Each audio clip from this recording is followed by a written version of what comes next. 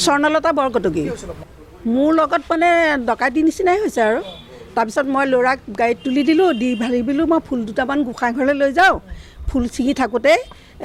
দুঘৰ মানুহৰ মাজতেই দুখন গেট আছে তাতে মানে ফুল আছিলে মই বোলো দুপাহ ফুল মই লৈ যাওঁ গোঁসাইক দিম ছিঙি থাকোঁতে তেওঁলোকে বাইকত ৰখি আছিল যে থাকোঁতে আহি মোৰ ডিঙি আজুৰি পেলাই চেইনডাল লৈ যায়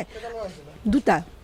তাৰপিছত মই তেওঁলোকৰ পিছে পিছে মই মোবাইল উলিয়াই ল'লোঁ নাম্বাৰ প্লেটখনৰ নম্বৰটো ল'ম বুলি নাম্বাৰ প্লেট নাই হেমলেট নাই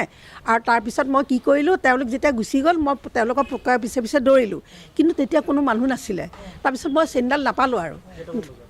8টা বাজু আৰু গাঁৱৰ ভিতৰত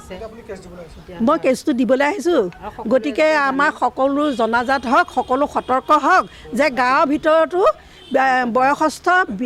বয়সীয়াল মানুহৰ ডিঙি পাছ চেইন আজুৰি পেলাই নিব পাৰে ভৱিষ্যতে যাতে এনেকুৱা বিপদ নহওক আমাৰ ল'ৰা ছোৱালীৰ ক্ষেত্ৰত ভয় বোৱাৰীৰ ক্ষেত্ৰত ভয় আৰু আমাৰ নিজেও আজিৰ পৰা থাকিবলৈ আৰু বহুত ভয় হৈছে তাৰমানে তেখেতসকলে আমাক অকণমান সহায় সাৰথি কৰি দিলে আমি বহুত আনন্দিত হ'ম আৰু ভৱিষ্যতে আমাৰ এনেকুৱা নহওক সৰু সৰু বাচ্চা আছে আমি সদায় স্কুললৈ গাড়ীত তুলি দিব লাগে আনিব লাগে আৰু ভৱিষ্যতে আকৌ এনেকৈয়ে যাতে আকৌ নহওক সেইকাৰণে মই অনুৰোধ কৰিছোঁ যাতে আমাৰ গাঁৱত বিপদ আপদ নহওক কোনোদিন